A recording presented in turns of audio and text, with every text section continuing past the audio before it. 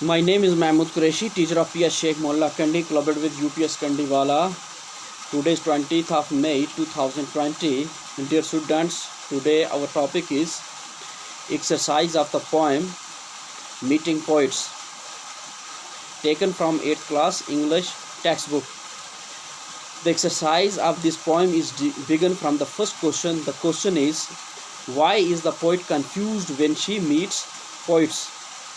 कि शायरा क्यों कंफ्यूज होती है जब वो शायरों से मिलती है?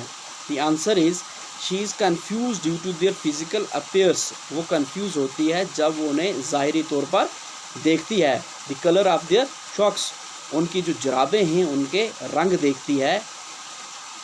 सस्पिशियस ऑफ ए विग, और यहाँ पे नज़म में इस्तेमाल हुआ वर्ड विग.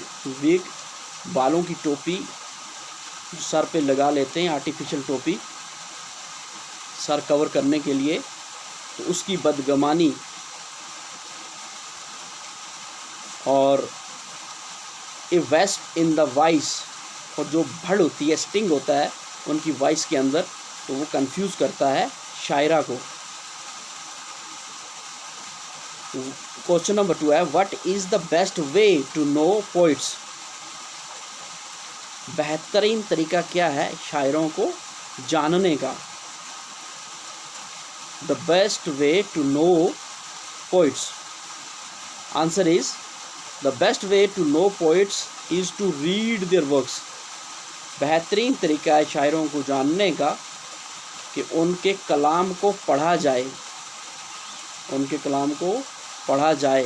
तो इस तरह से first question is, why is the poet confused when she meets poets? The answer is she is confused due to their physical appearance, the color of their shocks, suspicion of a wig, and wasp in the voice confuses the poet. Question number 2 is, what is the best way to know poets? The best way to know poets is to read their works. Question number 3 is, explain the phrase wasp in the voice. Answer is, it means that the poets are bitter in tongue physically. They speak always truth. As we know, truth is bitter. Wasp is an insect having sting like this. The poets have tongue as their sting. They always are real. तो इस तरह से जो मुश्किल लफ्ज़ इस्तेमाल हुए हैं इस नज़म के अंदर वो हैं डिसकंसर्टेड. पहला लफ्ज़ है डिसकंसर्टेड. डिसकंसर्टेड कहते हैं परेशान होना, घबरा जाना, यानी कंफ्यूज होना, कंफ्यूज होना. तो अगला है विग. विग कहते हैं बालों की टोपी. जो लफ्ज़ इस नज़म के अंदर इस्तेमाल हुआ है विग, इसके माने होते हैं बालों की टोपी, यानी covering of artificial hair which a bald wears. के बाद है वेस्प. वेस्प कहते हैं भड़ को, यानी स्टिंगिंग इंसेक्ट.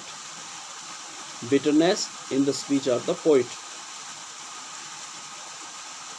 उसके बाद है डार्कनेस, नाखुशगवारी, ऑन प्लीजिंगनेस. बाद है स्पेकलेट, दागदार करना, कवरेड विद स्पेकलिस. सस्पिशन, बदगुमानी, शक, want of confidence, mistrust, questionable. Shabby, मैले कपड़े पहने हुए या अकीर, यानी क्लोथ्स विद रैगेड, पाल्ट्री. उसके बाद है मिसलीड. मिसलीड होता है गुमराह करना, धोखा देना.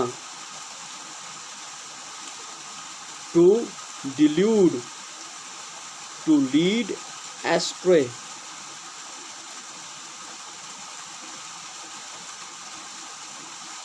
उसके बाद है शौक. शौक कहते हैं जराब को. Short stocking.